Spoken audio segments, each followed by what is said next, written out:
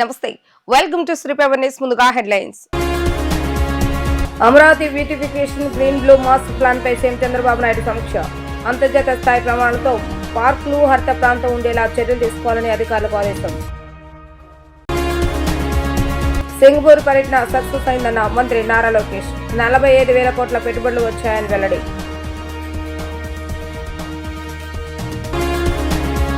Traffic సిబ్బందికి అధునాతన వాహనాలను అందజేసిన డీజీపీ హరీష్ కుమార్ గుప్తా. జోర్ల వినియోగంలో ఎన్టీఆర్ పోలీస్ కమిషనరేట్ రాష్ట్రంలో అగ్రస్థానంలో ఉందని వ్యాఖ్య. కూటమి పాలనలో రాజధాని అమరావతి అభివృద్ధి ధ్యేయంగా ముఖ్యమంత్రి నారా చంద్రబాబు నాయుడు అనుక్షణం ఉన్నత స్థాయి అధికారులతో సమీక్ష సమావేశాన్ని నిర్వహించారు. మరోవైపు అమరావతిలో 1,000 కోట్ల రూపాయలు పెట్టుబడి పెట్టేందుకు విదేశీ కంపెనీలు ఆహ్వానిస్తూ వారితో చర్చలు జరుగుతున్నాయని అన్నారు. అమరావతి రాజధాని Amaravati beautification green blue master plan పై ముఖ్యమంత్రి నారా చంద్రబాబు నాయుడు సమీక్ష సమావేశాన్ని నిర్వహించారు. సమీక్ష సమావేశంలో పురపాలక శాఖ ముఖ్య కార్యదర్శి సురేష్ కుమార్, ఏడీసీ సిఐడి లక్ష్మీ పార్థసారథి పాల్గొన్నారు. అమరావతిలో ట్రంక్ రోడ్లు, ఇతర అనుబంధ రోడ్లు, ఎల్పీఎస్ రోడ్లు, బఫర్ జోన్లలో ప్లాంటేషన్, బ్యూటిఫికేషన్, అవెన్యూ ప్లాంటేషన్ పై చర్చ జరిగింది. అమరావతిలో అంతర్జాతీయ స్థాయి ప్రమాణాలతో పార్కులు హరిత ప్రాంతం ఉండేలాగా చర్యలు తీసుకోవాలని ముఖ్యమంత్రి ఆదేశాలు జారీ చేశారు. గ్రీన్ బెల్ట్ ప్రాంతంలో దేశీయ వృక్షజాతులు ఉండేలాగా చూడాలని ముఖ్యమంత్రి స్పష్టం చేశారు. రివర్ ఫ్రంట్ కూడా సుందరంగా కనిపించేలాగా శ్రద్ధ పెట్టాలని సీఎం ఉన్నత స్థాయి అధికారులకు సూచించారు. సింగపూర్ పర్యటన విజయవంతమైందని, 5 ఏళ్లలో 45,000 కోట్ల పెట్టుబడులకు ఒప్పందాలు కుదిరాయని మంత్రి నారా లోకేష్ తెలిపారు. తాము ఎంఓయూలు చేయట్లేదని నేరుగా కార్యరూపంలోకి తెస్తున్నామని చెప్పారు. పెట్టుబడులు పెట్టాలని జుమ్కాల ద్వారా అర్సిలర్ మిట్టల్ను ఆహ్వానిస్తున్నట్లుగా తెలిపారు. దేశంలోని అతిపెద్ద స్టీల్ ప్లాంట్ డేటా సెంటర్లు ఏపీలో ఏర్పాటు కాబోతున్నట్లు ఆయన వెల్లడించారు. ఉండవల్లి నివాసంలో ఏర్పాటు చేసిన విలేకరుల సమావేశంలో మంత్రి నారా లోకేష్ మాట్లాడుతూ 2019-24 మధ్య ఏపీ బ్రాండ్ను జగన్ నాశనం చేశారని మండిపడ్డారు. అమరావతిని సంయుక్తంగా అభివృద్ధి చేద్దామని సింగపూర్ కోరిందని తెలిపారు. ఆ దేశ ప్రభుత్వం చెప్పే మాటలు వినకుండా గత ప్రభుత్వం ఒప్పందాలను రద్దు చేస్తుందని ధ్వజమెత్తారు. పారదర్శకతలో సింగపూర్ అగ్రస్థానంలో ఉంటుందని అన్నారు. అలాంటి దేశంపై అవినీతి ముద్ర వేశారని మండిపడ్డారు. అమర్రాజా, లులు సహా కంపెనీలను జగన్ తరిమేశారని గుర్తు చేశారు. కానీ కర్ణాటకకు బెంగళూరు, తమిళనాడుకు చెన్నై, ఏపీకి చంద్రబాబు నాయుడు ఉన్నారన్న ఐటీ పర్యటనలో విశాఖను పెట్టాలని నిర్ణయించుకున్నామని పేర్కొన్నారు. ఆంధ్రప్రదేశ్ అంటే ఒక బ్రాండ్, కానీ 2019 నుంచి 24 వరకు ఆ బ్రాండ్ని నాశనం చేశాడు జగన్ రెడ్డి. మీరు చూస్తే సావరన్ గ్యారంటీలో ఉన్న పీపీఎల్ని రద్దు చేశారు. దానివల్ల నష్టపోయింది ఆంధ్ర రాష్ట్రం. సింగపూర్ ప్రభుత్వం ముందలకొచ్చి సింగపూర్ సంస్థలు ఆంధ్ర రాష్ట్రం చేసుకున్న ఒప్పందం అమరావతిని కలిసికట్టుగా అభివృద్ధి చేద్దామంటే వాళ్ళతో కనీసం చర్చించకుండా అది క్యాన్సిల్ చేశారు. దానివల్ల ఆంధ్ర రాష్ట్ర బ్రాండ్ పోయింది. ఇంకో పక్కన ఆంధ్ర రాష్ట్రానికి highest tax paying company Amara Raja battery. అలాంటి కంపెనీ పైన రేడ్లు చేసి పొల్యూషన్ చేస్తున్నారని ఆరోపణలు చేసి ఏకంగా పక్క రాష్ట్రం తెలంగాణకి ఆ కంపెనీని కూడా తరిమేశారు. దానివల్ల పోయింది ఆంధ్ర రాష్ట్ర బ్రాండ్. ఇంకోది లూలు గ్రూప్. ఈరోజు మనందరూ తెలుసు, భారతదేశంలోని అతిపెద్ద మాల్ డెవలపర్గా లూలు గ్రూప్ తయారైంది. ఆనాడు టెండర్లో వాళ్ళు పాల్గొని విశాఖపట్నంలో వాళ్ళకి భూమి వస్తే వాళ్ళతో ఎలాంటి చర్చించకుండా ఆ ఒప్పందం కూడా రద్దు చేశారు. దానివల్ల నష్టపోయింది ఆంధ్ర రాష్ట్రం, నాశనమైంది ఆంధ్ర రాష్ట్ర బ్రాండ్. చాలామంది నన్ను అడిగారు, కర్ణాటకకి బెంగళూరు ఉంది, తమిళనాడుకి చెన్నై ఉంది, ఆంధ్ర రాష్ట్రానికి ఏముందని. ఆనాడు నేను చెప్పాను చంద్రబాబు నాయుడు గారు మాకున్నారని. ఈరోజు చంద్రబాబు నాయుడు గారు ముఖ్యమంత్రి అయ్యారు కనుకనే మళ్ళీ పోయిన ఆంధ్ర రాష్ట్రం బ్రాండ్ ఈరోజు తిరిగి వచ్చింది. చంద్రబాబు నాయుడు గారు పదే పదే చెప్తున్నారు, ఇది CBN 4.0 అని, అంటే స్పీడ్ ఆఫ్ డూయింగ్ బిజినెస్. నేను స్పష్టంగా 4 ఉదాహరణలు మీకు చెప్పదలుచుకున్నా. మొదటిది ఆర్సిలర్ మిత్తల్. 2019లో ఆదిత్య మిత్తల్ని నేను డావోస్లో కలిసా. ఆనాడు చెప్పాను, మీరు రాండి ఆంధ్ర రాష్ట్రానికంటే, లేదు మేము పక్క రాష్ట్రానికి కమిట్ అయ్యాము, ఈసారి రాలేకపోవచ్చు అన్నారు. 2019లో ఓడిపోయాం, కానీ నేను టచ్లో ఉన్నా. గెలిచిన వెంటనే నేను ఆయనకి మెసేజ్ పెట్టి, మనం గెలిచాం, ఇప్పుడు మీరు ఆంధ్ర రాష్ట్రానికి రావాలంటే ఒక జూమ్ కాల్ ఏర్పాటు చేసుకున్నాం. సాయంత్రం సుమారుగా 6ంటికి ఆయన 3 స్పెసిఫిక్ రిక్వెస్ట్ చేశారు. దాంట్లో ఒకటి NMDCతో ఒప్పందం కావాలి మాకు, MOU అంటే రా మెటీరియల్ టైఅప్ కావాలి, మార్కెట్ ప్రైస్ మేము కడతాం, కానీ MOU కావాలి, స్లర్రీ పైప్ లైన్ ద్వారా రా మెటీరియల్ తీసుకురావాలి, ఇది ఒక్కటి మీరు చేయించగలితే మేము వస్తాం అని వాళ్ళు చెప్పారు. అది నేను పొద్దున గౌరవ ముఖ్యమంత్రి గారితో చర్చించిన తర్వాత ఆయన గ్రీన్ సిగ్నల్ ఇస్తే వాళ్ళు చెప్పాను, మీరు ఓకే అని చెప్పండి ఆంధ్ర రాష్ట్రానికి, మీ ప్రాజెక్ట్ మన ప్రాజెక్ట్ అవుతుంది, నేనేం తీసుకొస్తాం, అది మా బాధ్యత అని చెప్పాను. ప్రధానమంత్రి గారితో 3 సార్లు ఈ విషయం గౌరవ ముఖ్యమంత్రి చంద్రబాబు నాయుడు గారు చర్చించారు. అందుకే ఈరోజు భారతదేశంలోనే అతి పెద్ద స్టీల్ ప్లాంట్ ఆంధ్ర రాష్ట్రానికి వస్తుంది. త్వరలో అక్కడ శంకుస్థాపన అయిపోతున్నాం. 2029 ఎన్నికలు వెళ్ళే లోపల కమర్షియల్ ప్రొడక్షన్ కూడా వస్తుంది.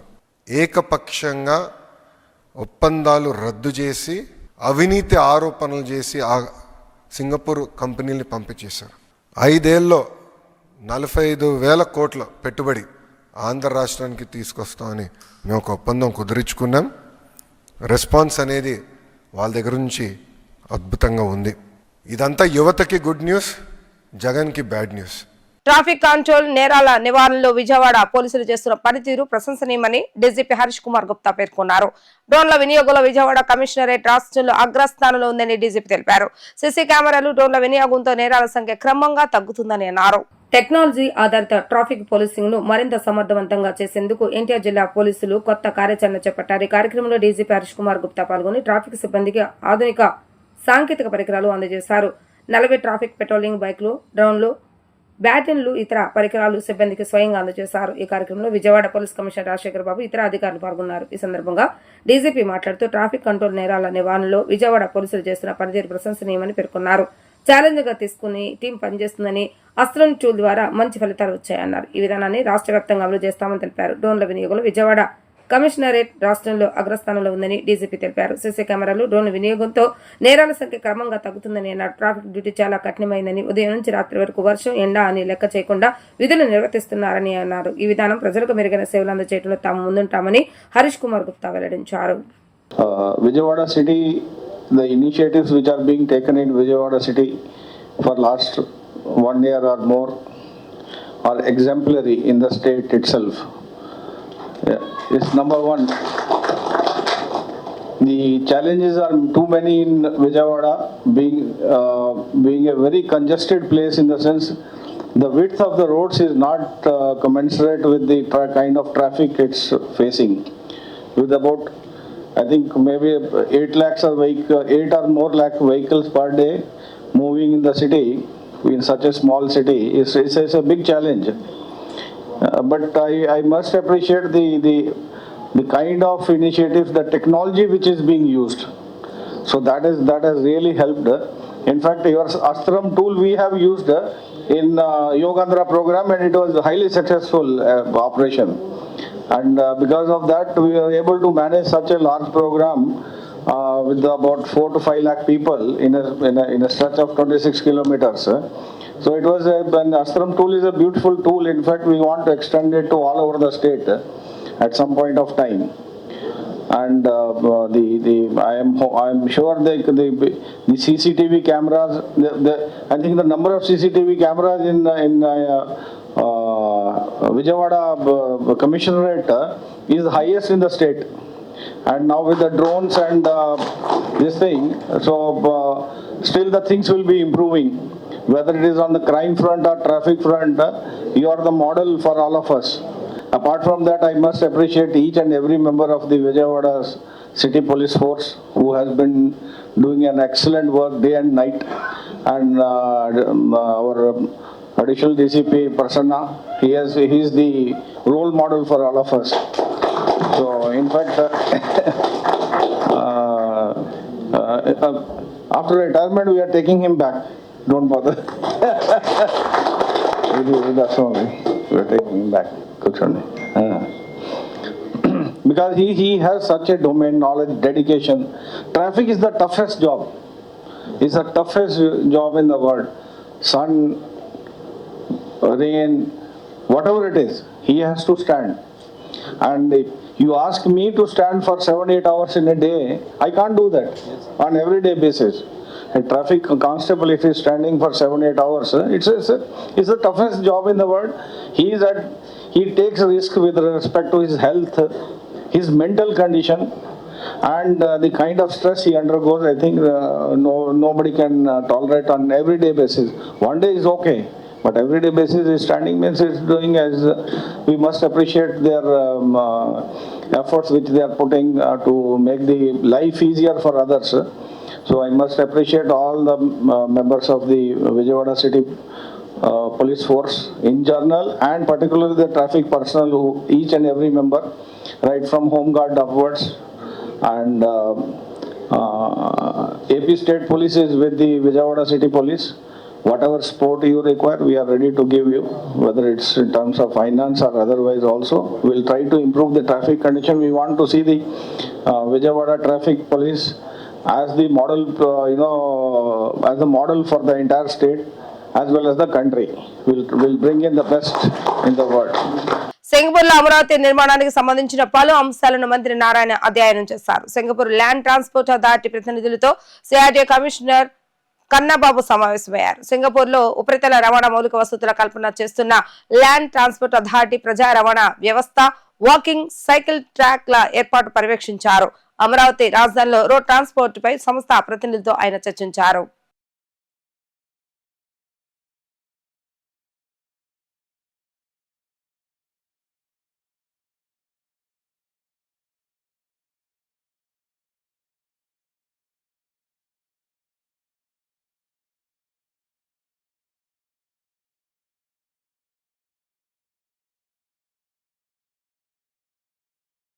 జైలు యాత్ర పేరుతో మాజీ సీఎం జగన్ విచిత్ర వేషాలు వేస్తున్నారని హోంమంత్రి శాఖ మంత్రి వంగల్పూడి అనిత మండిపడ్డారు.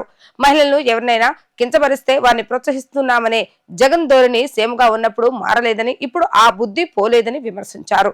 చెల్లి వరుసై మహిళా నేతపై వ్యక్తిత్వ హననం చేసిన వారికి జగన్ మద్దతు పలకటాన్ని ప్రజలు అర్థం చేసుకోవాలని ఆమె కోరారు. నెల్లూరులో జగన్ పర్యటనపై మంత్రి అనిత మీడియాతో మాట్లాడుతూ వైఎస్ఆర్సీపీ మాజీ ఎమ్మెల్యే ప్రసన్న కుమార్ రెడ్డి వ్యాఖ్యలను కోర్టులు తప్పుపట్టాయని అన్నారు. సభ్య సమాజం చీకొడుతుంటే జగన్ ఒకరే వారికి మద్దతునిస్తున్నారని, రాజకీయంగా ప్రశాంత్ రెడ్డిని ఎదుర్కోలేక చౌకబార్ వ్యాఖ్యలు చేసిన ప్రసన్న కుమార్ రెడ్డికి జగన్ పరామర్శ సిగ్గుచేటని ధ్వజమెత్తారు. ఆస్తి పంపకాల విషయంలో తల్లి చెల్లిపై కోర్టులో గెలిచానని వేరంగం చేసే వ్యక్తిని జగన్లోనే చూశానని ఎద్దేవా చేశారు. జగన్ చేసేది పరామర్శల, బల ప్రదర్శనల, పరామర్శల పేరుతో బల ప్రదర్శనలు చేస్తే పోలీసులు అనుమతులు ఇవ్వాలా? సాక్షి టీవీలో జగన్ నెల్లూరు పర్యటనలో ఫేక్ విజువల్స్ ప్రసారం చేశారని ఆరోపించారు. లేని జనాన్ని చూపించడానికి బంగారుపాలెం విజువల్స్ ను నెల్లూరు పర్యటనగా చూపించారన్నారు. విశ్వసనీయత, పత్రికా విలువల గురించి గొప్పగా లెక్చరర్ ఇచ్చిన భారతిరెడ్డి ఈ ఫేక్ వీడియోలపై ఏం సమాధానం చెప్తారంటూ మంత్రి ప్రశ్నించారు. ఈ రోజు జగన్మోహన్ రెడ్డి కనీసం ప్రతిపక్ష హోదా లేకపోయినా ఒక ప్రతిపక్ష నాయకుడిగా ఉన్నప్పటికీ కూడా బాధ్యతారహితంగా ఈరోజు సబ్ జైలు చుట్టూ తిరగటం, ఖైదీల్ని పరామర్శించడం, హత్యలు చేసిన వాళ్ళని పరామర్శించటం, లేకపోతే ఈ గాంజా బ్యాచ్ని పరామర్శించటం, లేకపోతే పొగాకు రైతుల్ని మేము పరామర్శిస్తున్నానని చెప్పి పొగాకుని తొక్కి పారేయటం, మామిడి పళ్ళు రైతుల్ని పరామర్శిస్తున్నానని చెప్పి వెళ్ళి ఆ మామిడి పళ్ళని కారులతో తొక్కించటం, ఇలాంటి సందర్భాలన్నీ చూస్తూ ఉంటే ఒక్కొక్కసారి జగన్మోహన్ రెడ్డి తాలూకా మానసిక పరిస్థితి గురించి కూడా ప్రజల్లో కూడా ఒక చర్చ జరగాలి అన్నదైతే వాస్తవంగా కనిపిస్తూ ఉంది. ఎస్పెషల్లీ మనం చూసుకుంటేనండి ఈరోజు పబ్లిక్లో మీ అందరూ కూడా చూశారు, ఈరోజు జగన్మోహన్ రెడ్డి తాలూకా యాత్రను కూడా చూశారు. అంటే ఒక ప్రజాస్వామ్యంలో ఉన్నాడు, 5 సంవత్సరాలు ముఖ్యమంత్రి చేశాడు, అదేవిధంగా 5 సంవత్సరాలు ముఖ్యమంత్రి కాకుండా ఇంతకుముందు 20 సంవత్సరాల నుంచి రాజకీయాల్లో ఉన్నాడు. అటువంటి ఒక నాయకుడు వరుసకి చెల్లి అయ్యే ఒక మహిళ గురించి నీచంగా వ్యక్తిత్వ హననం చేసేటట్టుగా, కనీసం సమాజం హర్షించకుండా ఉండేటట్టుగా అలాంటి మాటలు మాట్లాడినప్పుడు అలాంటి వ్యక్తిని పరామర్శించడానికి జగన్మోహన్ రెడ్డి వెళ్ళాడు అంటేనే నిజంగా చాలా జుగుప్సాకరంగా ఉందండి. ఎందుకంటే ఈ మాట చెప్తున్నా అంటే నీకు ఆ నేత మీద నీకు ఒక టైప్ ఆఫ్ అభిమానం ఉండొచ్చు, లేదు మీ నేత అని చెప్పి ఒక అండదండలుగా ఉండాలి అని అనుకోవచ్చు, కానీ నువ్వు బయటకు వచ్చి ఎవరిని పరామర్శిస్తున్నావు అన్న సంగతి ప్రజలు కూడా గమనిస్తున్నారనేది మినిమం కామన్ సెన్స్ లేకుండా ఈరోజు జగన్మోహన్ రెడ్డి బిహేవ్ చేయటం. ప్రసన్న కుమార్ రెడ్డి ఈరోజు జగన్మోహన్ రెడ్డి పరామర్శించడానికి వచ్చిన నేతల్లో ప్రసన్న కుమార్ రెడ్డి ఇంటిని ఎలాగైతే ధ్వంసం చేశారని చూడటానికి వెళ్ళాను అన్నాడు. ప్రసన్న కుమార్ రెడ్డి ఇంటిని ధ్వంసం చేయడానికి గల కారణాలు, ధ్వంసం చేసిన వాళ్ళ మీద చర్యలు, పోలీస్ చర్యలు అవన్నీ కూడా మేము లాస్ట్ టైం వచ్చినప్పుడే మాట్లాడాం. ఎవరైతే ధ్వంసం చేశారో ఆ ధ్వంసం చేసిన వాళ్ళందరినీ మీద కూడా కేసులు ఫైల్ అయినాయి, వాళ్ళందరికీ కూడా నోటీసులు ఇచ్చున్నారు, వాళ్ళందరి మీద కూడా కేసులు నడుస్తున్నాయి. అది ఒక ఎత్తు. ఇంకొకటి ఏంటంటే ఇదే ప్రసన్న కుమార్ రెడ్డి మాటల్ని కోర్టులు సైతం ఆ రోజు తప్పుపట్టిన పరిస్థితి. కోర్టులో కూడా ప్రత్యేకంగా ఇలాంటి మాటలు మాట్లాడకూడదు అని చెప్పిన సందర్భాన్ని కూడా ఈరోజు మీకు తెలియజెప్తున్నా. ఈరోజు ప్రసన్న కుమార్ రెడ్డి గారు కేవలం ఒక రాజకీయంగా ఆవిడని ఎదుర్కొనలేక, అక్కడ ప్రశాంతి రెడ్డి గారిని ఎదుర్కోలేక ఆవిడకి వరుసకి చెల్లి అవుతుందండి. ఆవిడ మామూలు బయట వాళ్ళు మాట్లాడమే తప్పు, అటువంటిది చెల్లి అన్న పదానికి చాలా విలువిచ్చే ఈ భారతీయ సంప్రదాయంలో, ఎస్పెషల్లీ ఒక ఆడబిడ్డకి ఎంత గౌరవం ఇస్తారో ఆ భారతీయ సంప్రదాయంలో, దట్టు ఎక్కడైతే స్త్రీలను గౌరవింపబడతారో అక్కడ దేవతలు కొనియాడుతారు, తిరుగుతారు అని చెప్పే భారతీయ సంప్రదాయంలో ఒక మహిళ గురించి, దట్టు ఒక చెల్లి వరసయ్యే ఒక మహిళ గురించి నీచాతి నీచంగా ప్రసన్న కుమార్ రెడ్డి మాట్లాడిన మాటల్ని ఎవరైనా సమర్థిస్తారా? సమర్థించే పరిస్థితులు ఏదైనా ఉన్నాయా? అంటే ఈరోజు ప్రసన్న కుమార్ రెడ్డి ఇంటికి జగన్మోహన్ రెడ్డి వెళ్ళి పరామర్శించాడు అంటే ప్రసన్న కుమార్ రెడ్డి మాటల్ని జగన్మోహన్ రెడ్డి సమర్థిస్తున్నాడా? ఇదేనా మహిళల పట్ల జగన్మోహన్ రెడ్డికి ఉన్న చిత్తశుద్ధి? మహిళల పట్ల ఉన్న గౌరవం ఇదేనా? మాట్లాడితే నా అక్క చెల్లెమ్ములు అని చెప్పి ఊదరగొట్టాడు కదా. మరి ఈరోజు సొంత పార్టీలోని ఉన్న ఒక మాజీ ఎమ్మెల్యే, అన్ని సంవత్సరాలు రాజకీయం ఉన్న వ్యక్తి ఈరోజు బయటకు వచ్చి చెల్లెలు వరుస అయిన అమ్మాయి గురించి నిజాతి నిజంగా మాట్లాడితే కనీసం కన్సర్న్ కూడా, అంటే ఆ మహిళ పట్ల కన్సర్న్ కూడా లేకుండా ఆ ప్రసన్న కుమార్ రెడ్డి ఇంటికి వెళ్ళి ఇలా దాడి చేశారు, ప్రసన్న కుమార్ రెడ్డిని చంపేసేవారు. అరే ఇక నేను ఒక విషయం మాట్లాడాలండి. ఆ రోజు మా పట్టాభి గారు ఒక మాట మాట్లాడితే ఏదో మీకు కోపం వచ్చింది, మీ కార్యకర్తలకి బీపీలు వచ్చినాయి అని చెప్పి సాక్షాత్తు మా తాలూకా పార్టీ ఆఫీసుల మీద దాడి చేసే పరిస్థితి మీరందరికీ తెలుసు.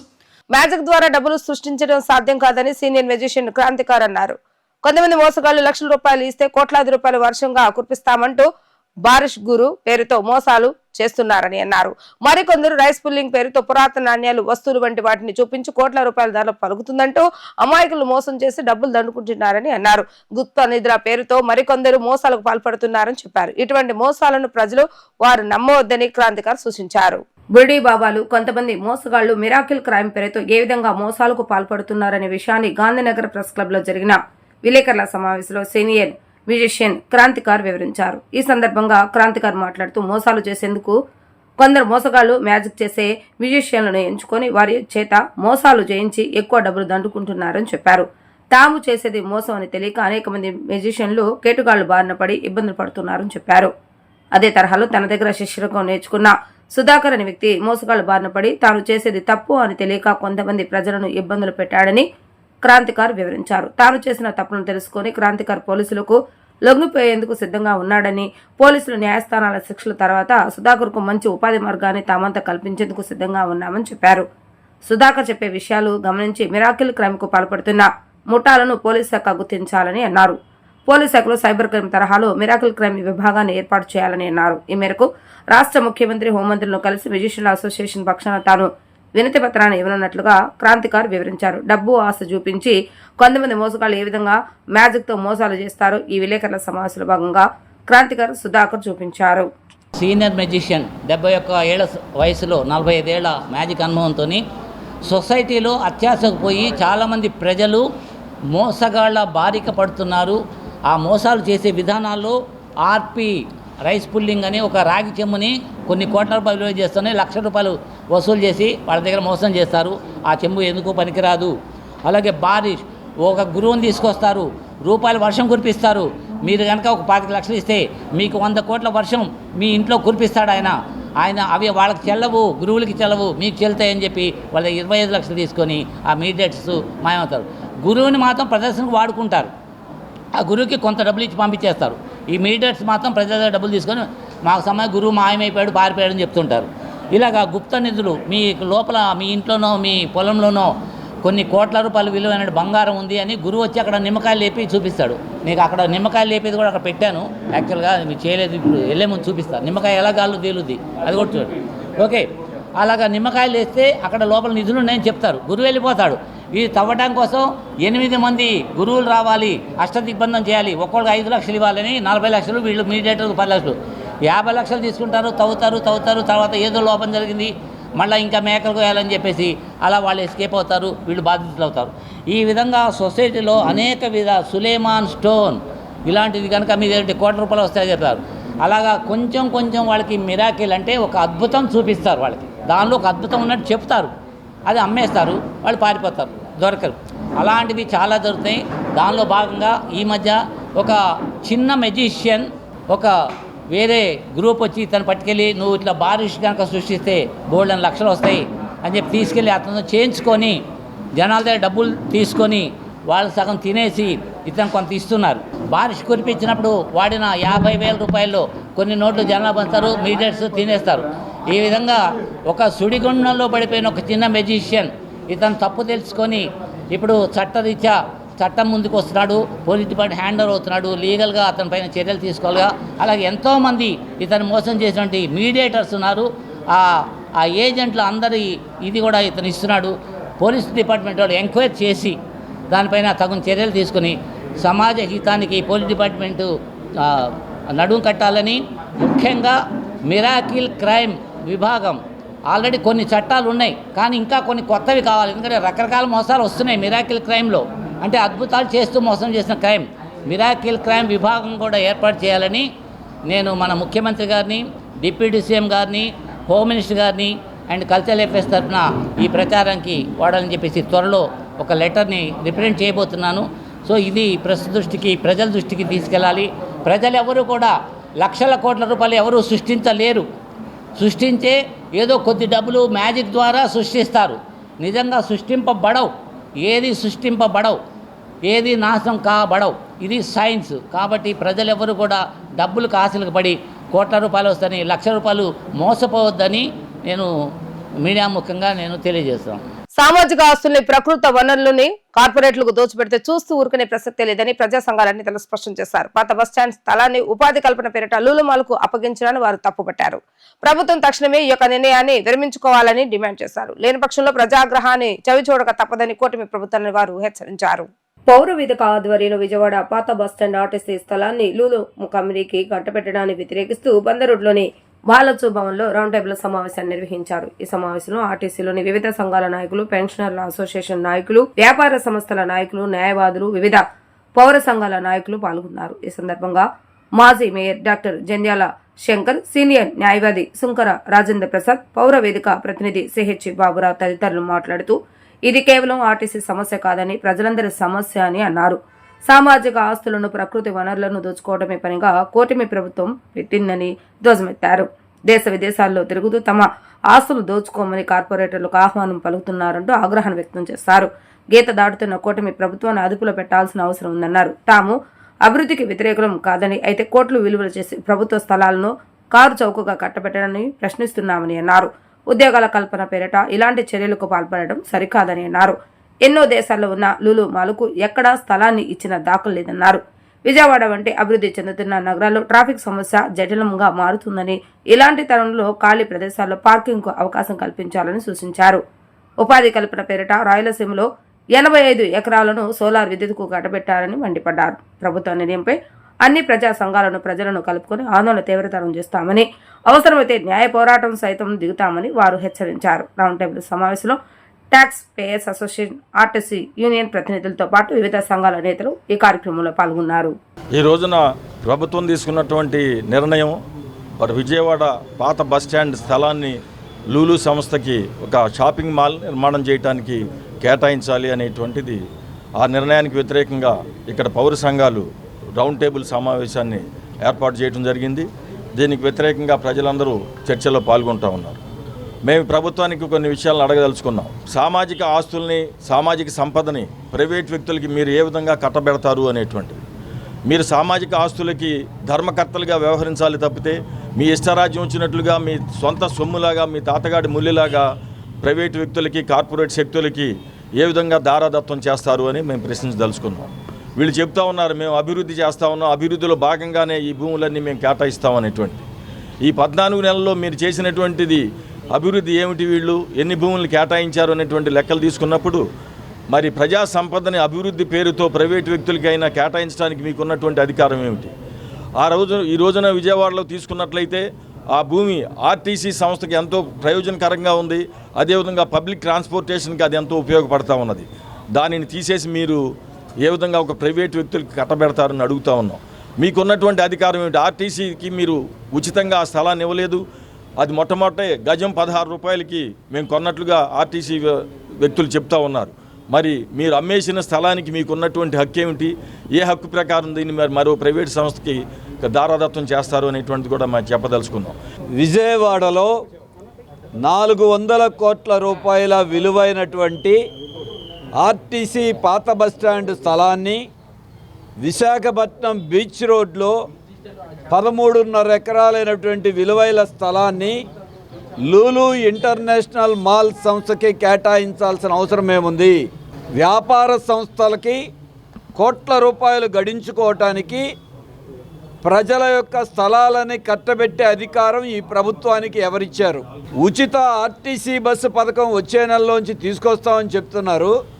బస్టాండ్లు పెంచాలా, ఉన్న బస్టాండ్లు అమ్మేయాలా? ఆర్టీసీని ప్రైవేట్ పరం చేయాలా, ప్రభుత్వ రంగంలో ఉంచాలా? స్థలాలని ప్రైవేటు వాళ్ళకి ఇవ్వటం అంటే అవి ప్రైవేట్ పరం చేయడానికి సిద్ధమవుతూ ఉన్నారు. దానికి తోడు ఇప్పటికే వ్యాపారాలు లేవు. చిన్న మధ్యతరగతి వ్యాపారాలన్నీ దెబ్బతినిపోతున్నాయి. డీమార్టు, వాల్మార్టు, రిలయన్సు, మెట్రో లాంటివి వచ్చి రేపు ఈ లూలు మాల్ కూడా పెడితే ఇక విజయవాడలో ఉన్నటువంటి అన్ని వ్యాపారాలు మూతేసుకోవాల్సిందే. అంటే మీకు స్థానికంగా రాష్ట్రంలో ఉన్న వ్యాపారులు కావాలా, దుబాయ్లో ఉన్నటువంటి 25 దేశాల్లో 66,000 కోట్ల రూపాయలు వ్యాపారం చేసే మీకు బడా సంస్థ కావాలా? వారికి దాసోహం అంటా ఉన్నారు. ఇదే కాదు, అంత కీలకమైనటువంటి ప్రదేశంలో ట్రాఫిక్ ఏంటి సమస్య? ఒక్క పాత బస్టాండే కాదు, ఇప్పుడు విద్యాధరపురం డిపో కూడా ఇవ్వబోతున్నామని చెప్తున్నారు. అంటే విజయవాడకి ఏం కావాలో ఈ ప్రభుత్వం చేయదు. ఉద్యోగాలు ఇచ్చేయడం ఒక పరిశ్రమ పెట్టరు. నాయకులు ఏ గవర్నమెంట్ ఉన్నా వాళ్ళు ఇష్టారాజ్యంగా ఏది పడితే అది పైన నిర్ణయాలు చేయటం అంటే ఇది విజయవాడను అమ్మేయటం తప్ప ఇంకోటేం కాదు. వార్తలు ముగించే ముందు హెడ్లైన్స్ మరొకసారి. Amaravati beautification green blue master plan పై సీఎం చంద్రబాబు నాయుడు సమీక్ష. అంతర్జాతీయ స్థాయి ప్రమాణాలతో పార్కులు, హరిత ప్రాంతం ఉండేలా చర్యలు తీసుకోవాలని అధికారులకు ఆదేశం. సింగపూర్ పర్యటన సక్సెస్ అయిందన్న మంత్రి నారా లోకేష్. 45,000 కోట్ల పెట్టుబడులు వచ్చాయని వెల్లడి.